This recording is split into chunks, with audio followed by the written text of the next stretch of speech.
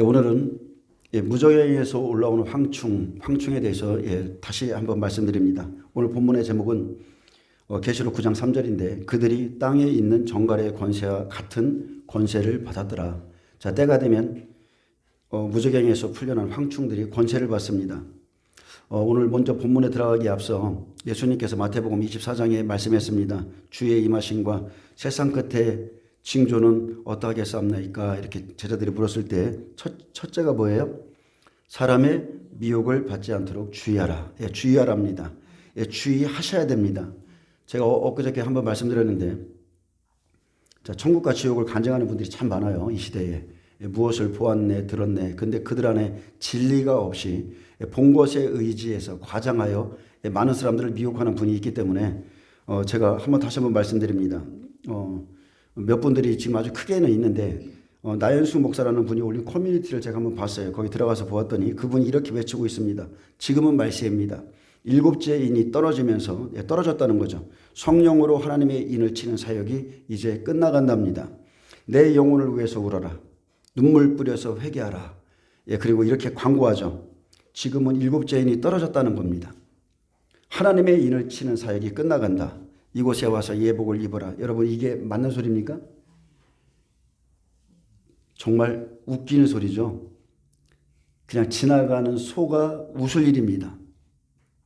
이렇게 말세에 거짓 선지자들이 일어나서 사람들을 미혹하는데 성령 대성이라는 이런 어떤 이름을 걸어놓죠. 이름으로 집회하면서 미혹하는 영과 귀신의 가르침을 풀어놓습니다. 저는 제가 지금 말하는 것이 과하다고 생각하지 않아요. 왜 그러냐면 진리를 따르지 않는 자들의 끝은 죽음이기 때문에 그렇습니다. 그러면 진리가 없는 자들이 어떻게 해요? 새가 그물에 걸리듯이 다른 예수, 다른 영, 다른 복음을 용납하는 거예요. 그들은 지옥에 들어갑니다. 예수님은 분명히 말씀했습니다. 내 말은 영이요 생명이라.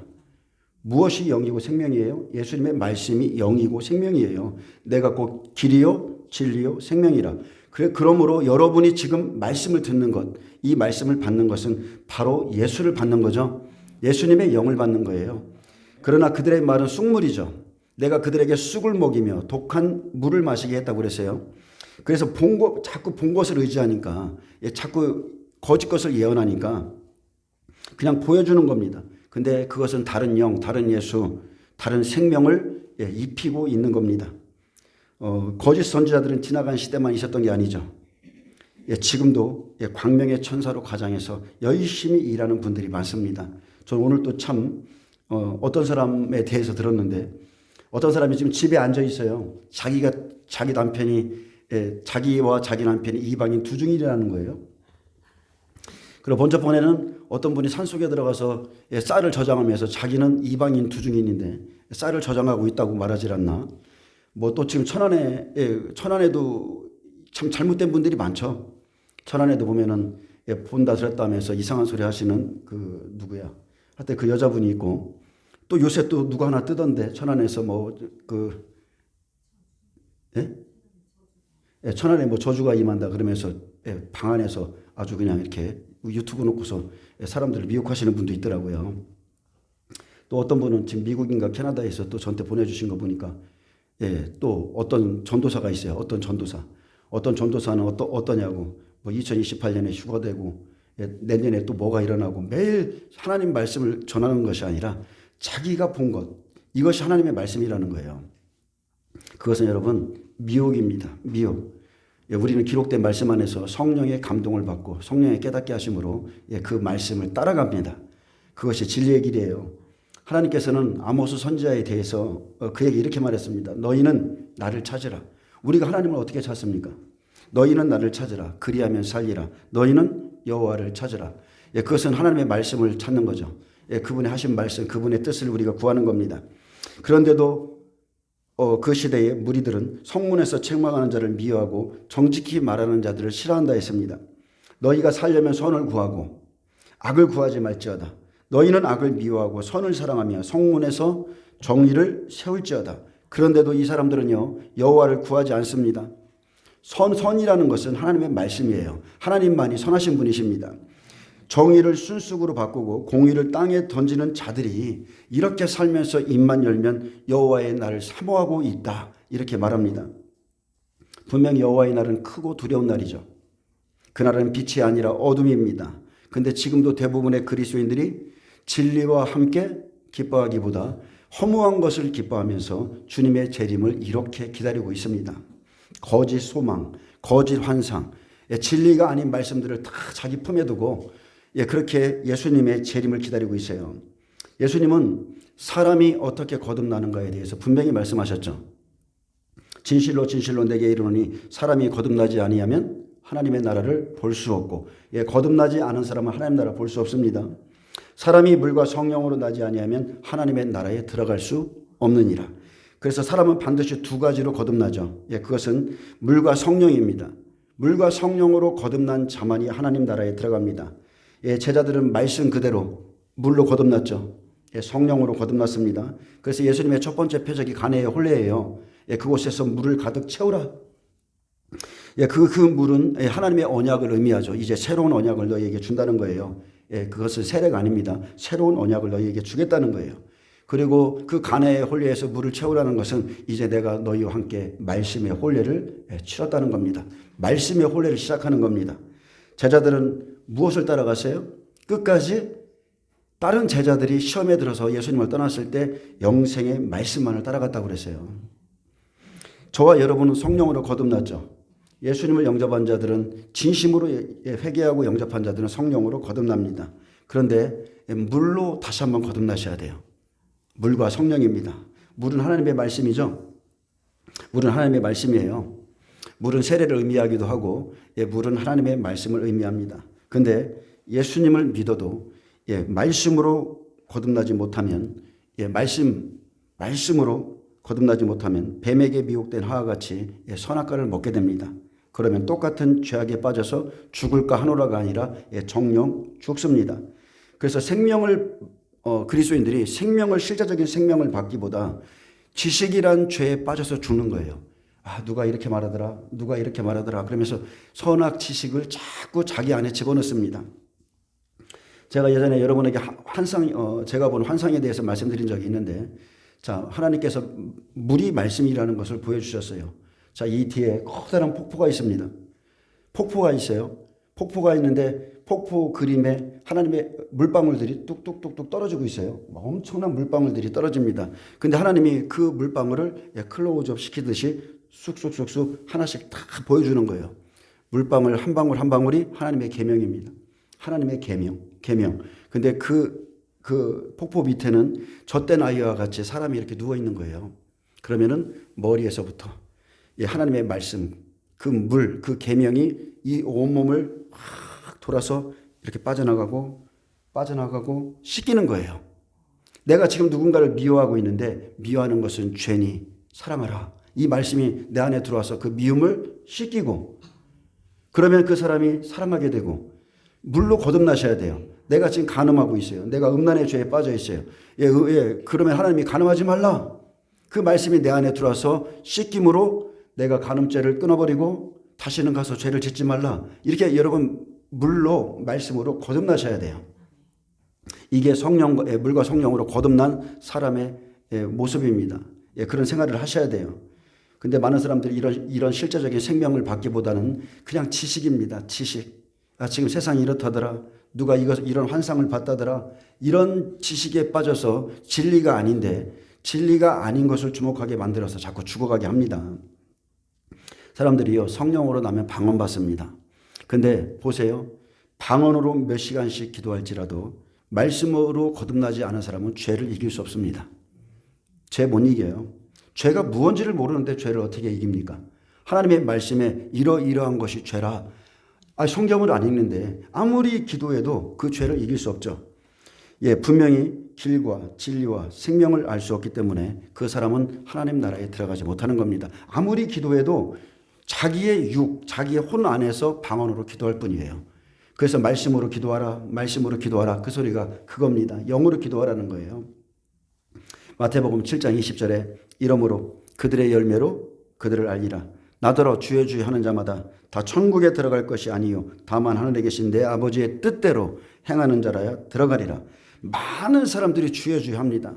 교회 나와서 얼마나 많이 기도합니까? 근데 그들의 열매로 그들을 알 뿐입니다. 다 천국에 들어가는 것이 아니죠. 내 아버지의 뜻대로 행하는 자, 그 사람만이 천국에 들어가는데, 그래서 여러분 하나님의 뜻을 아셔야 돼요. 그것은 나의 계명을 사랑하는 자는 하나님을 사랑하는 거라고 그랬어요. 그날에 많은 사람이 나더러 이르되 주여 우리가 주의 이름으로 선지자 노릇하며 주의 이름으로 귀신을 쫓아내며 주의 이름으로 많은 권능을 행하지 아니하였나이까. 저도 이런 부분에 빠져 있었을 때가 있었어요. 이렇게 하고 싶었습니다. 근데 그때 내가 그들에게 밝히 말하되 내가 도무지 너희를 알지 못하니 불법을 행하는 자들은 내게서 떠나가라. 아멘. 큰 표적, 큰 일, 큰 사역을 행하는 것보다 여러분 법대로 행하는 것이 중요한 겁니다. 불법을 행하는 자는 결코 하나님 나라에 들어가지 못합니다. 마찬가지로 쑥물을 먹은 자, 독한 물을 마신 자는 마지막에 배도하게 돼 있습니다. 잘못 먹은 말씀으로 인해서 그 대가를 치르는 날이 오죠. 그래서 모래 위에 집을 지은 자는 비가 내리고 창수가 나고 바람이 부는 날에는 그의 믿음이 집이 다 무너져서 망할 것이라 했습니다. 그러므로 선을 사랑하라. 자신의 성문에 정의와 공의를 세워서 여러분 자신의 영혼을 스스로 지키시길 축복합니다. 자, 일곱째 인이 떼어지고 하늘이 반시간쯤 고요할 때는 천사들이 모든 기도의 향을 받아서 하나님 앞으로 올라가는 때죠. 하나님께서 7개월 동안 이스라엘 백성들의 회개 기도를 받으십니다. 한 일에는요, 이방인의 충만한 수가 다 찹니다. 전반부에 부어졌던 그 성령의 역사와 구원의 은혜의 역사가 이방인들에게 마칩니다. 그리고 이제 한 일의 시작은 이스라엘로 넘어가는 거예요. 후반부 성령이 그들에게 부어지죠. 그러므로 그들이 깊은 회개 가운데 예수님을 영접하게 되고 그들의 그 회개를 하나님이 받으십니다.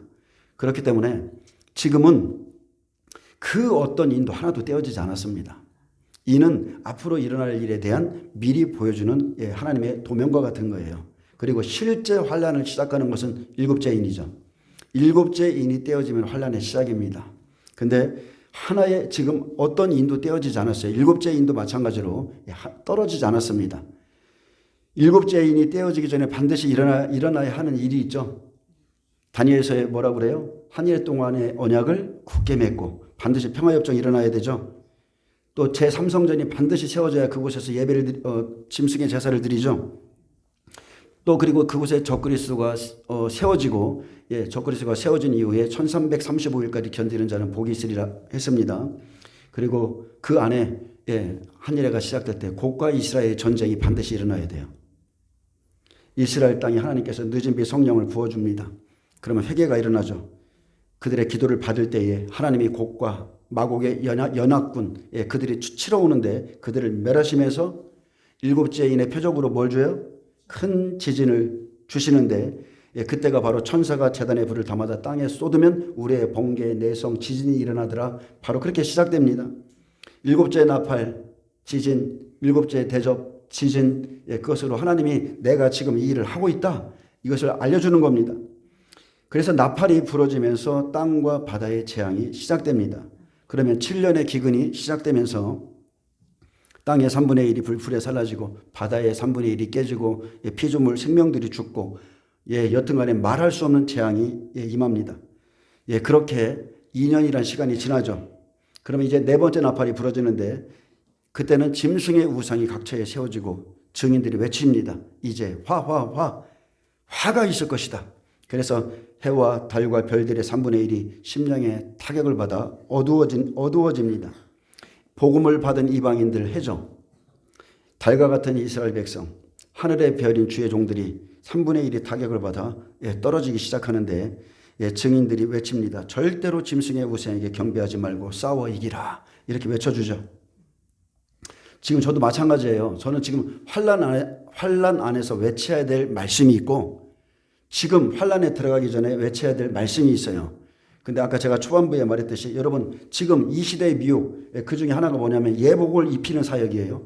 하나님을 인치는 사역, 하나님의 인을 받아라 이런 거짓된 자들이 나와서 그런 집회를 엽니다. 여러분 그런 곳에 가지 마세요. 절대 가지 마세요. 여러분에게 귀신의 영 들어갑니다. 예복이 뭡니까? 예복은 뭐예요? 삶이 여러분의 예복이에요. 옳은 행실이 여러분의 예복인 거예요. 어디 가서 예복을 받는 것이 아니라 여러분의 삶의 모든 행실이 하나님이 보시기에 예복인 거예요. 예, 그 사람을 계시록 19장의 어린 양의 혼인잔치에 참여시켜서 그 온전한 옷을 입혀주는 겁니다. 다섯째 나팔에 하늘에서 땅에 떨어진 별 하나 있습니다. 사탄이 권세를 받죠. 무저갱의 열쇠를 가지고 무저갱을 열면 자, 악한 영들이 얼마나 그 구멍에서 쏟아져 나오는지 풀무의 연기같이 올라오면서 해와 공기가 어두워집니다. 그러면 수많은 사람들의 심령이 두려움에 휩싸이고 어두워지죠. 이제 믿는 자들에 대한 직접적인 고난이 시작됩니다. 계시록 9장 3절 보겠습니다. 또 황충이 연기 가운데로부터 땅 위에 나오매 그들이 땅에 있는 정갈의 권세와 같은 권세를 받았더라.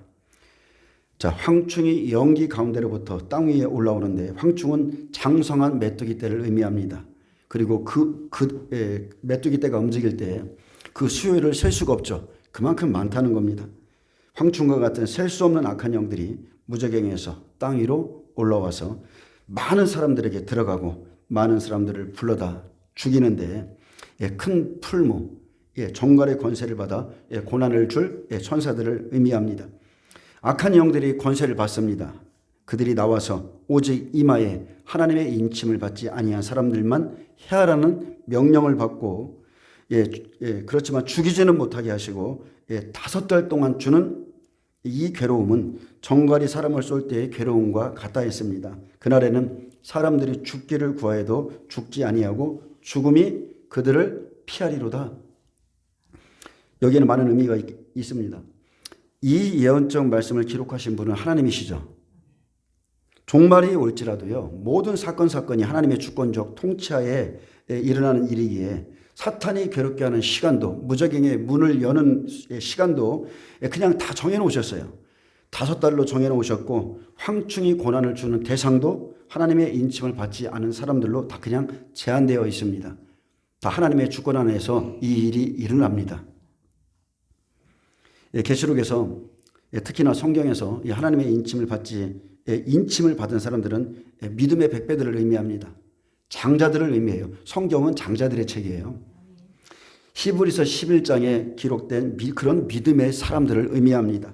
그렇기 때문에 다섯째 나팔에서 5개월 동안 시험을 당하는 사람들은 불신자들이 아니에요. 인침을 받지 아니한 60배의 사람들을 의미합니다. 악한 영들이 쏟아져 나와서 많은 사람에게 들어가죠. 여러분, 영적인 것을 경험해 보시면 악한 영들이 어떻게 사람들에게 들어가서 사람들의 생각과 마음을 조정하고 그들의 입을 열어서 말하고 이런 것을 알 수 있어요. 자, 악한 영들이 무저갱이 쏟아져 나오면 정치 지도자들, 이 세상의 통치자들, 그리고 군대, 또 로마 카톨릭과 연합된 종교 지도자들 속에 들어갑니다. 예수의 이름을 사용하지만 에큐메니컬 운동에 참여하는 그 교회의 리더들에게도 들어가 있고, 그리고 자칭 선지자들에게도 들어가 있으며, 이 모든 사람들이요, 적그리스도의 사람이 되어서 자신들의 리더십에 반대하고 짐승에게 경배하지 않는 모든 종교 기관들과 성령의 사람들을 핍박하고 괴롭힐 것입니다. 무엇보다 예수님과 친밀함이 없는 교회는 우상에게 경배하는 이 일에 동참하게 될 것이고 하나님의 택하신 자들까지 그렇게 유혹할 겁니다. 이때 많은 그리스도인들이 강압과 폭력과 두려움에 휩싸여서 우상에게 경배하고 떨어져서 첫 번째 화를 당하는 사람들이 나옵니다. 그러나 세상이 감당치 못하는 사람들이 있습니다. 성령의 사람, 그리스도 안에서 말씀과 연합한 사람, 하나님의 말씀을 신뢰하는 자들은 죽음이 그들을 피하여 갈 것이고 이기는 자들은 살아서 천년왕국에 들어가는 영광을 받습니다. 그래서 롯처럼 소돔성에서 잠시 고난을 받을지라도 그들은 소알성으로 갔다 산으로 들어가듯이 하나님께서 예비하신 예비처로 옮겨진 후에 새하늘 새 땅에 들어갑니다. 마지막 때 초자연적인 교회, 영적인 권능을 가진 교회는 반드시 승리할 겁니다. 아멘. 여러분, 장성해진 자들, 말씀으로 단단해진 자들은요, 그 말씀이 그 사람을 이끌어갑니다.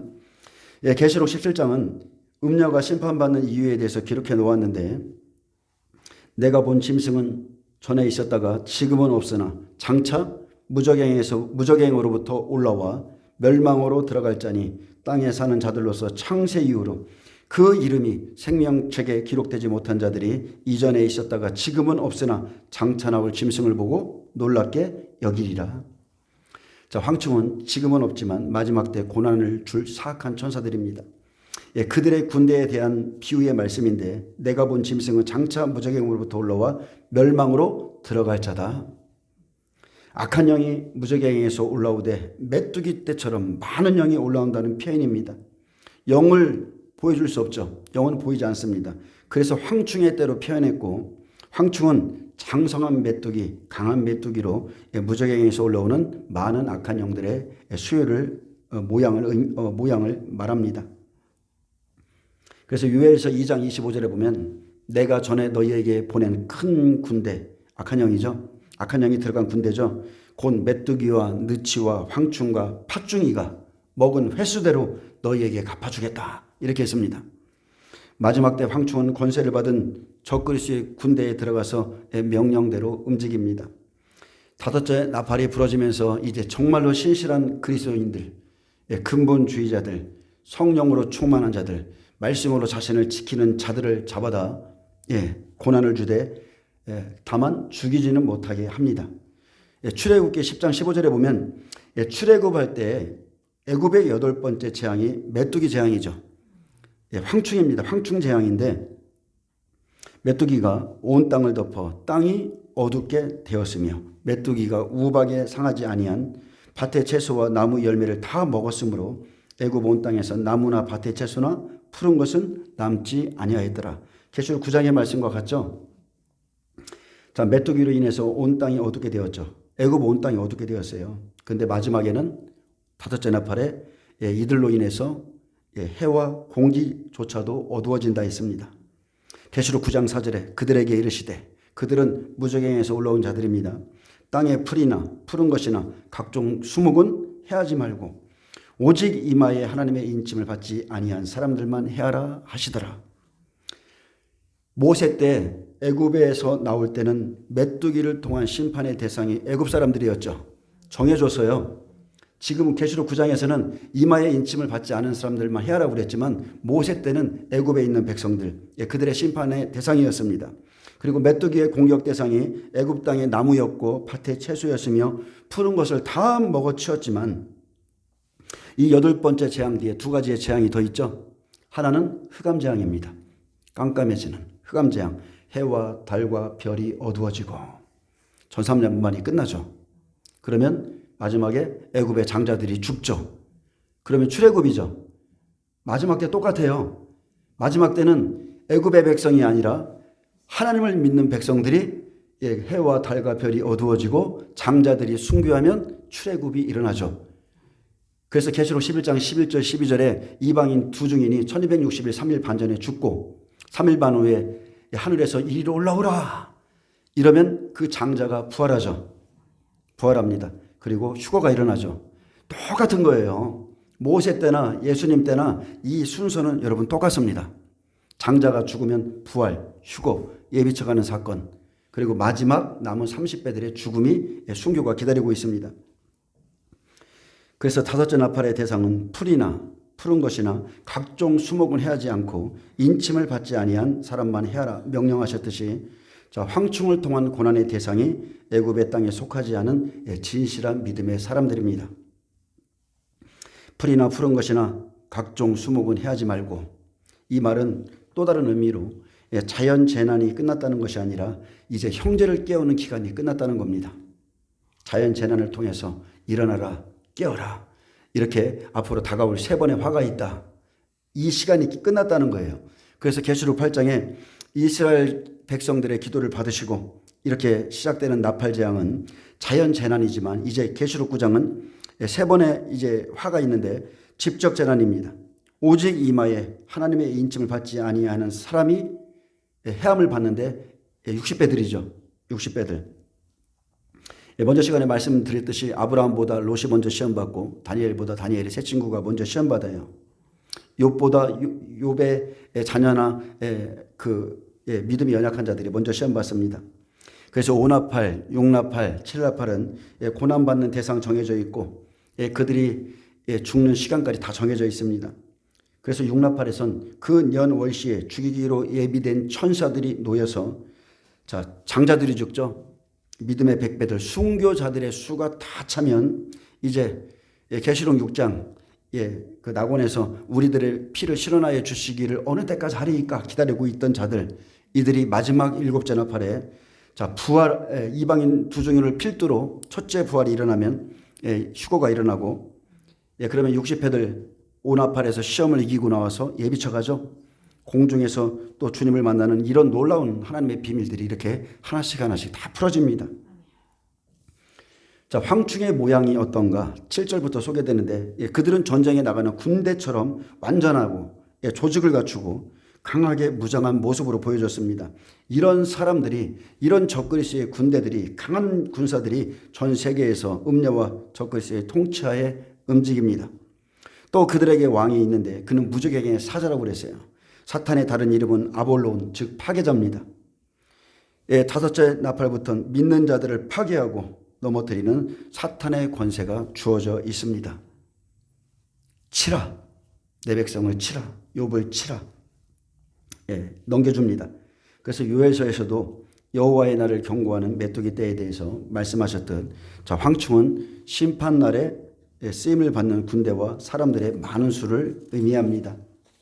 또 모든 것을 먹어 없애는 황충 같은 사나운 사람과 민족을 상징하기도 하고 마지막 때에는 그 황충이 바로 적그리스의 군대와 그에게 속한 어둠에 속한 많은 사람들에게 들어가서 믿는 자들에게 고난을 줍니다. 특별히 60배들이 먼저 시험 받습니다. 예레미야 51장 13절 많은 물가에 거하며 재물이 많은 자여 내 탐남의 한정 내 결국이 이르렀도다.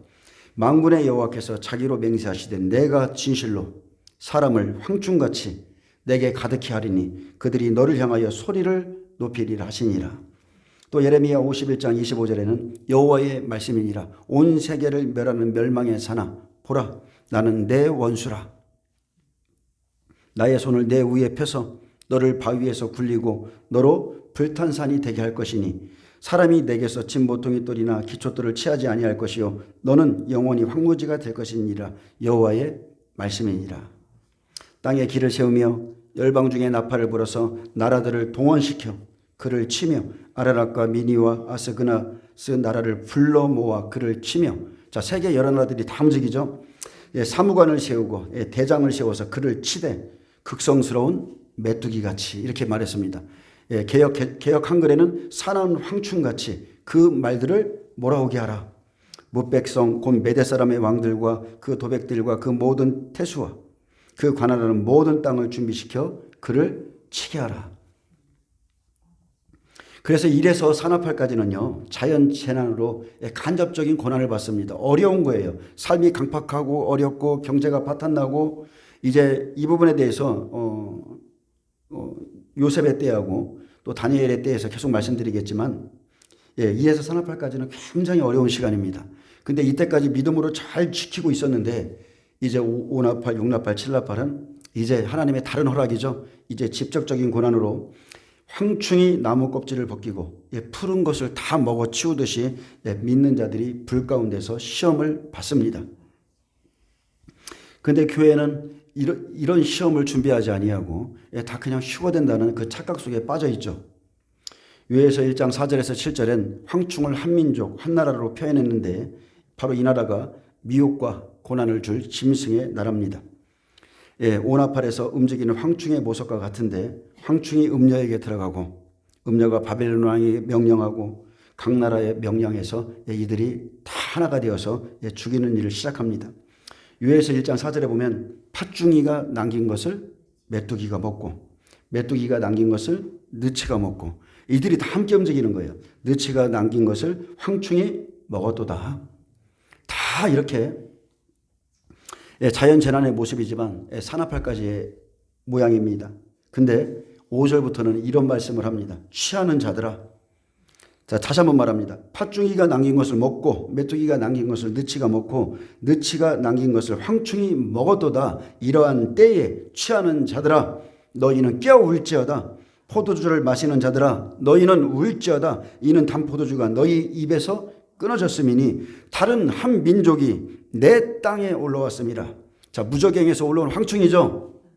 하나님이 마지막 때 똑같은 일을 행하십니다. 다른 한 민족을 들어 사용하세요. 무적행에서 올라온 황충들이 이들 안에 다 들어갑니다. 그들은 강하고 수가 많으며 그 이빨은 사자의 이빨 같고 그 어금니는 암사자의 어금니 같도다. 그들이 내 포도나무를 멸하며 내 무화과 나무를 긁어 말갛게 벗겨서 버리니 그 모든 가지가 하얗게 되었도다. 바로 이것이 오나팔이에요. 자, 팥죽이가 남긴 것을 메뚜기가 먹습니다. 메뚜기가 남긴 것을 느치가 먹죠. 얼마나 고통스러운 시간입니까? 이 자연재난의 고통 속에 이제 다른 한 민족이 내 땅에 하나님의 백성들에게 올라오죠. 느치가 남긴 것까지도 해치우는 황충이 올라옵니다. 황충의 군대가 내 땅에 올라올 때에 우려할 자들이 있습니다. 취하는 자들 너희는 깨어 울어라. 포도주를 마시던 자들아 너희는 울지어다. 이제 단포도가 너희 입에서 끊어졌습니다. 그들은 강하고 수가 많으며 그 이빨은 사자의 이빨 같고 그 어금니는 암사자의 어금니 같도다. 바로 이들이 양을 잡아먹고 물어뜯고 그런 대적자들로 사자의 어금니로 물어뜯는 것 같은 고난을 주죠. 쉽게 말하면 진리를 회방합니다. 이들이 나타나서. 그들이 두 부류의 사람이 있죠. 여기에 보면 자, 그 사자 이빨로 또 암사자의 어금니로 사람들을 물어뜯는데 두 부류의 사람들이 있어요. 첫 번째 그들이 내 포도나무라고 그랬습니까? 내 포도나무 구원받은 이방인 60배죠. 포도나무는 이방인이에요. 그 다음에 내 무화과 나무 이것은 구원받은 이스라엘 60배들이죠. 그들을 다 긁어서 말갛게 벗겨버리니 그 모든 가지가 하얗게 되었다. 바로 예수님의 이름 때문에 받아야 될 고통의 시간입니다. 다른 한 민족은 바로 마지막 때 적그리스도의 군대죠. 그래서 첫 번째 나팔에서 네 번째 나팔까지는 팥중이와 메뚜기와 느치가 먹는 고난이었다면 이제 고난의 유형이 달라집니다. 5나팔, 6나팔, 7나팔은 느치가 남긴 것을 이제 먹어치우는 내 땅에 올라와서 먹어치우는 황충의 직접적인 고난입니다. 많은 군대들이 올라와요. 그들의 군대들이 움직일 때 모든 민족 중에서 내 것, 내 포도주, 내 무화과 나무가 그들의 어금니에 껍질이 벗겨지는 고통을 겪고 나올 것이다. 그들은 너희에게 우상에게 경배하게 할 것이고 짐승의 표 사건으로 너희들을 미혹해 죽일 것이다. 바로 그 시간입니다. 요엘서 2장 1절에서 10절과 계시록 9장 7절에서 11절은요. 황충의 모양, 군대들이 하는 일을 말하고 있는데 자, 악한 영들이 이렇게 올라와서 사람 속에 들어가 일합니다. 여러분, 악한 지도자 만나면 죽죠. 거짓 선지자 하나 잘못 만나면 죽죠. 선악과의 종 만나면 죽어요. 근데 우리가 지나간 시대를 봐도 1, 2차 세계대전이 어떻게 일어났습니까? 악한 사람, 악한 영이 들어간 그 소수의 몇 사람으로 인해서 전쟁이 일어난 거예요. 코로나도 마찬가지죠. 코로나도 마찬가지예요. 자, 북한 정권도 마찬가지입니다. 이 악한 영이 들어간 그 김정일, 김일성, 김정은이 이런 애들 때문에 그 수많은 사람들이 고통받고 그렇게 죽는 겁니다. 근데 이 시기에 백배들이 안 죽죠. 왜 그래요? 이 사람들은 6째 나팔까지 가야 돼요. 복음을 전해야 될 사명이 1260일이기 때문에 바로 그때까지 가야 되고요. 먼저 그렇기 때문에 증인들의 말씀을 따르는 이 60배들부터 잡아서 고난을 줍니다. 그래서 믿음이 아주 연약한 이제 30배들은 7째 나팔로 넘어가죠. 그리고서 환난을 감해주는 시간이 없으면 이들조차 구원을 못 받을 거라고 그랬어요. 그래서 순서가 꼭 있어요. 순서. 부활이 먼저죠. 휴거입니다. 예비척하는 사건이 있어요. 계시록 12장은 이 모든 것을 다 기록해놨어요. 계시록 12장은. 자, 부활이 먼저고요. 휴거가 일어나고요. 예비척하는 사건이 나고요. 그 다음에 용이 땅에 내어 쫓겨서 남은 자손에게 가서 딱 모래 위에 서 있는 거 보여주죠. 똑같습니다. 그 다음에 마지막 30배의 고난이 준비되어 있습니다. 그냥 다 휴거되고 다 부활하고 다 같은 믿음이고 이런 게 아니라는 거예요. 다 틀립니다. 그래서 계시록 9장 3절은 황충이 하는 일을 말하는데 또 황충이 연기 가운데로부터 땅 위에 나오며 그들이 땅에 있는 정갈의 권세와 같은 권세를 받았더라. 권세를 주시는 분은 하나님이시죠. 모든 권세는 하나님께로부터 납니다. 하나님께서 허락한 권세이기에 이들을 막을 자가 없습니다. 사람을 쏘면 죽기를 구할 정도로 많은 고난을 주죠. 그들의 힘은 꼬리에 있다고 그랬어요. 입과 꼬리에 있습니다. 죽음 같은 고통을 줄 수 있는 권세를 가진 자들이고 60배들이 죽기까지 고난받습니다.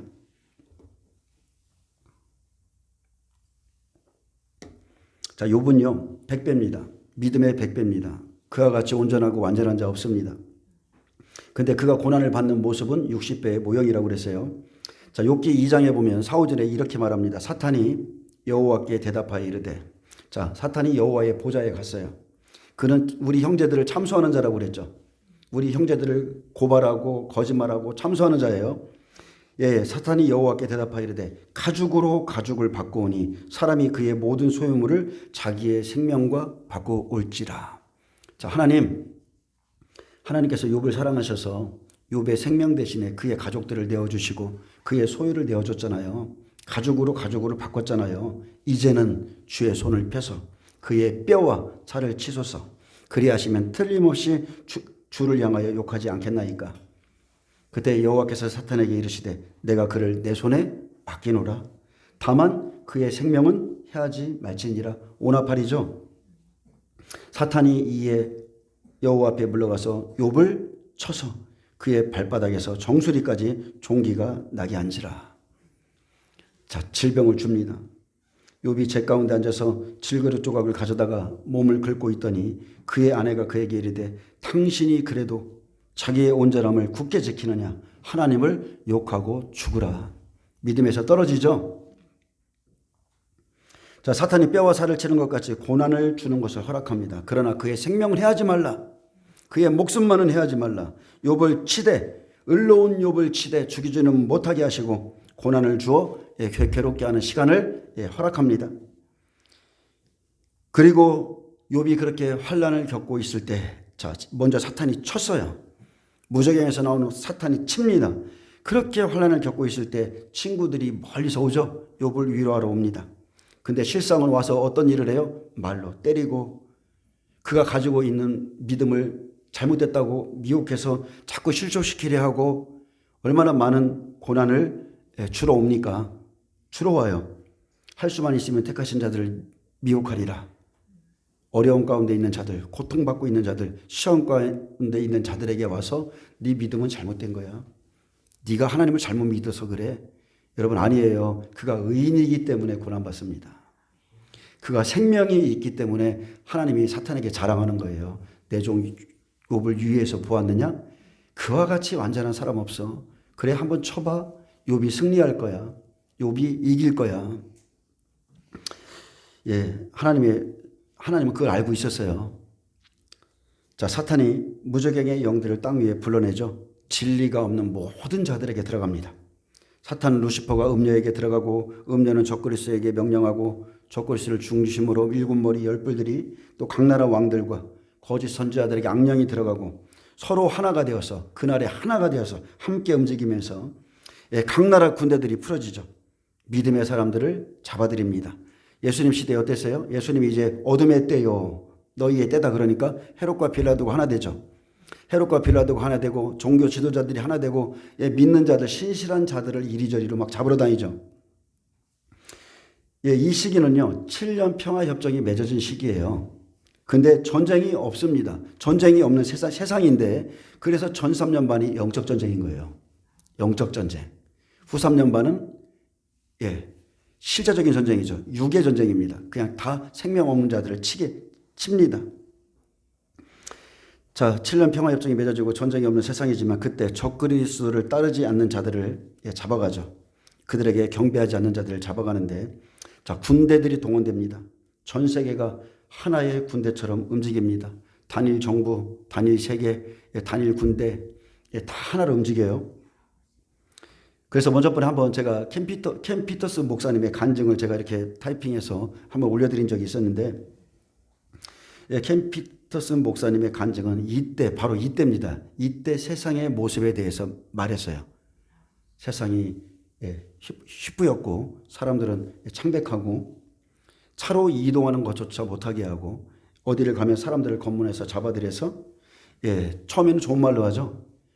예수를 믿으시냐고. 그러냐고. 그 신앙을 좀 바꾸면 안 되겠냐고. 처음 이렇게 좋은 말로 하다가 이 사람이 안 바꾼다 그러니까 자기 앞에서 먼저 자기 아내가 들어갔는데 자기 아내가 성령으로 충만해서 단호하게 나는 거부하겠다.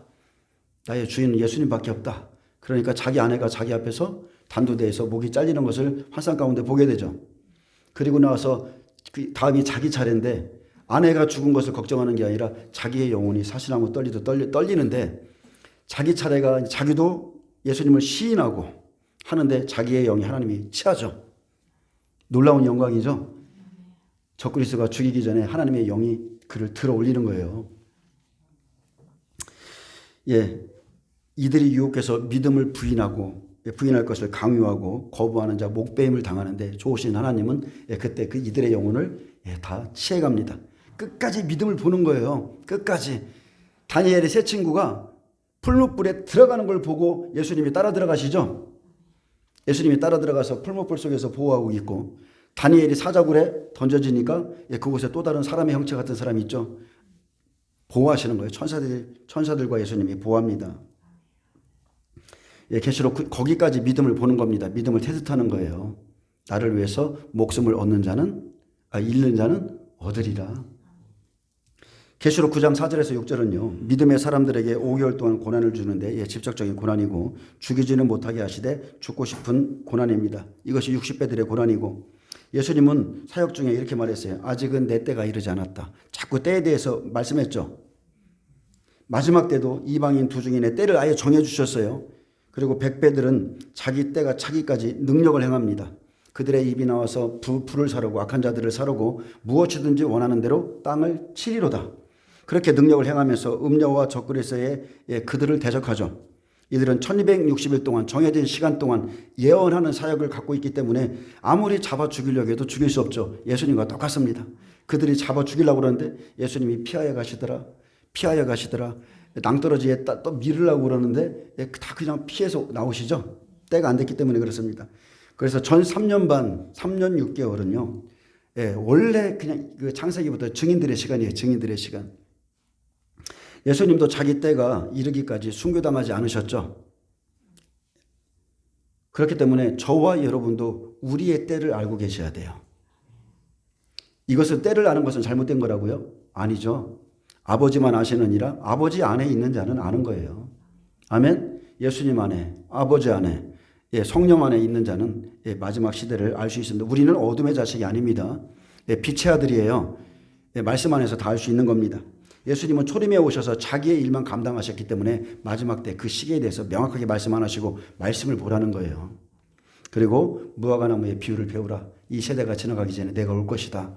말씀으로 하나씩 다 알려줬습니다. 그래서 계시록 12장에 보면 계시록 11장에 보면 이방인 두 증인이 1260일 사역을 감당하고 부활하는 모습을 보여주시죠. 그리고 세상 나라가 우리 주의 나라가 되었다 이렇게 하고서 계시록 12장에 어떻게 해요? 계시록 12장에 모든 이제까지의 일을 다 다시 한번 설명하는 거예요. 해를 옷 입은 한 여자부터 이방인 두 증인이죠. 복음을 받은 해를 옷 입은 한 여자. 그 여자의 발에 뭐가 있습니까? 달이 있어서의 달. 달은 그림자요. 구약의 율법 백성들입니다. 구원받을 자들이죠. 구약 백성은 그래서 에녹이 365년 하나님과 동행하다가 그가 하늘로 올라갔다고 그랬어요. 하늘에 어떤 곳에 갔다고 그랬습니다. 엘리야 어떻습니까? 3년 6개월 전쟁 치르고 내려오니까 비가 내리죠. 자, 이 둘이 휴거의 모양이죠. 근데 마지막 때 실제는 뭐예요? 실제 두 증인이 순교하고 부활할 때 이스라엘 14만 4천이 일어나는 게 실제예요. 구약은 이스라엘 백성들 휴거의 모습을 보여준 것이고 실제 예수님이 강림하실 때 이스라엘 14만 4천 이스라엘 백성들만 휴거됩니다. 이방인 아니에요. 그래서 히브리서 11장 말씀 우리로 하여금 온전함을 이루게 하려 함이라. 우리가 아니면 그들로 온전함을 이루지 못하는 겁니다. 그래서 휴거는 이스라엘 백성들에게 주신 놀라운 영광입니다. 놀라운 영광이에요. 우리는 성령의 인을 받고 그들은 하나님의 인을 받습니다. 복음은 해죠. 해를 옷 입은 한 여자 나오잖아요. 예수님께서 뭐라고 그랬습니까? 나는 세상의 빛이요. 내가 있는 동안에 어둠에 다니지 않도록 하라. 그리고 분명히 나는 부활이요 생명이라 했습니다. 복음은 여러분 부활이요 생명이에요. 신약에 휴거 나온 거 봤습니까? 신약에는 죽은 자들이 살아나는 것만 보여주시는 거예요. 나는 부활이요 생명이라. 나사로를 3일 만에 4일 만에 가셔서 죽은 나사로를 나사로야 나오라. 부활을 보여주시는 거예요. 부활을. 3년 6개월을 사역하시고 죽으시고 무덤에서 3일 만에 부활하셨듯이 마지막 두 증인 똑같죠. 복음을 가진 마지막 두 증인도 해를 옷 입은 한 여자로서 3년 6개월이죠. 전 3년 반. 한때 두때 반때 1260일에 아주 정해진 이 시간을 마치고 그가 죽은 후에 3일 반 후에 예수님처럼 부활합니다. 무덤이 갈라지죠. 지진이 일어나죠. 똑같아요. 똑같습니다. 표적으로 지진 주시잖아요. 계시록 11장 11절에 하늘로부터 큰 음성이 있어 이리로 올라오라 함을 듣고 그들이 듣고 구름을 타고 하늘을 올라가니 그들의 원수들도 구경하더라. 아멘. 이들이 어떻게 하고 있었어요? 그들의 시체가 큰 성길에 누워 있었죠.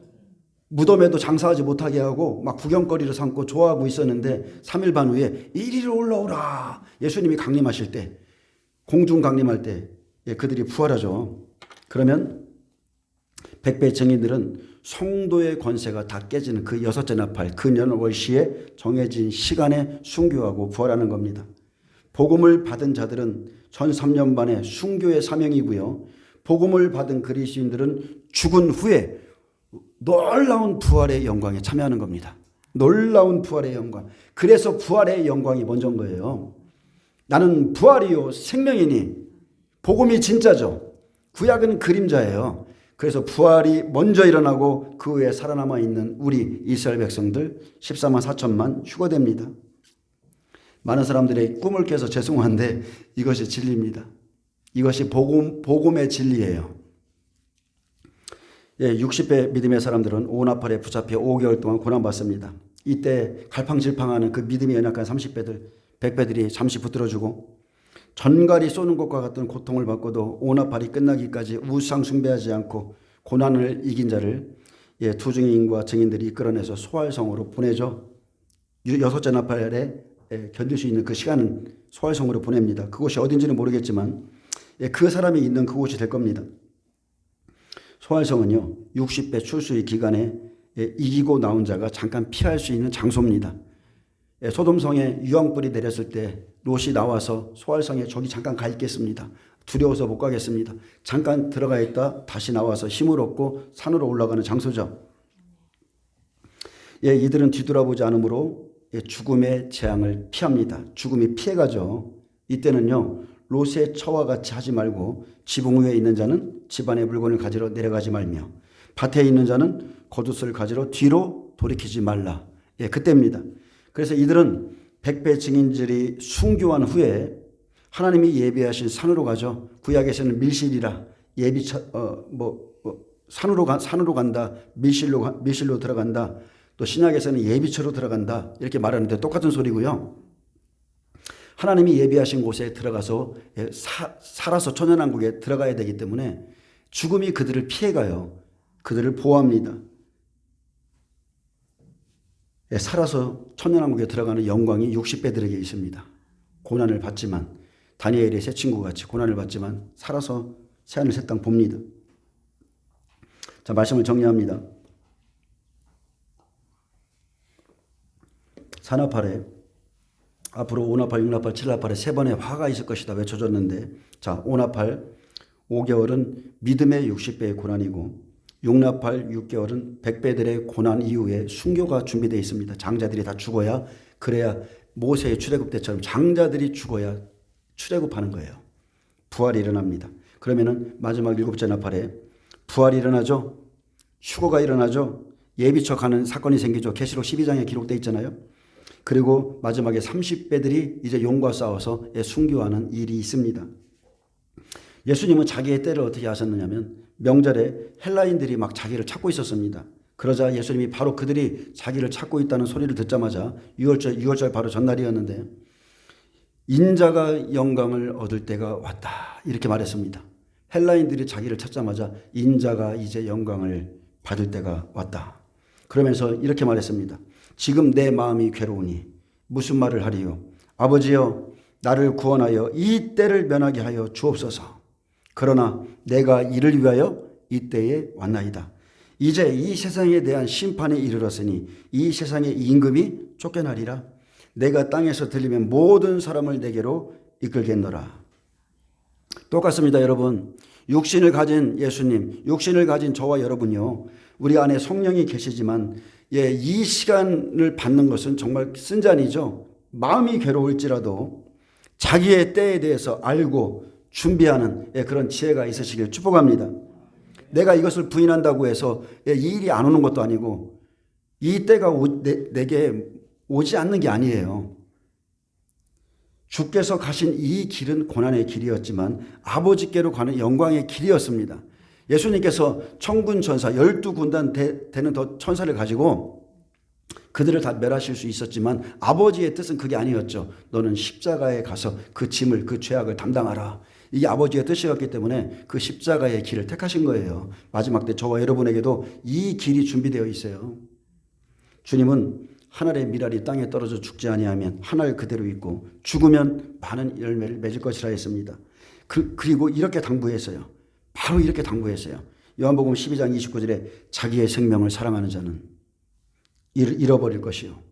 이 말을 하자마자 바로 이 당부부터 하신 거예요. 자기의 생명을 사랑하는 자는, 얻고자 하는 자는 잃어버릴 것이요. 이 세상에서 자기의 생명을 미워하는 자는 영생하도록 보존하리라. 나를 따라오는 자는 보존하리라. 사람이 나를 섬기려면 나를 따르라. 나 있는 곳에 나를 섬기는 자도 거기 있으리니 사람이 나를 섬기면 내 아버지께서 그를 귀히 여기시리라. 이게 여러분 진리의 길입니다. 휴거의 꿈을 깨세요. 백배들도 장자들도 이런 길을 가는데 예수님조차 이 길을 가고 12제자도 이 길을 가고 복음을 받은 자의 길은 바로 이런 길이에요. 여러분, 때를 알고 준비하는 자는 승리할 수 있습니다. 이 때를 면하게 하여 주옵소서. 그러나 내가 이를 위하여 이 때에 왔나이다. 저도 여러분도 똑같아요. 마지막 때 영광의 세대입니다. 우리가 이 때를 위해서 지금 준비되어 있고 이 영광을 보기 위해서 지금 이곳에 살고 있는 거예요. 아멘. 우리는 분명하게 영광의 세대에 살고 있습니다. 고난과 영광은 하나입니다.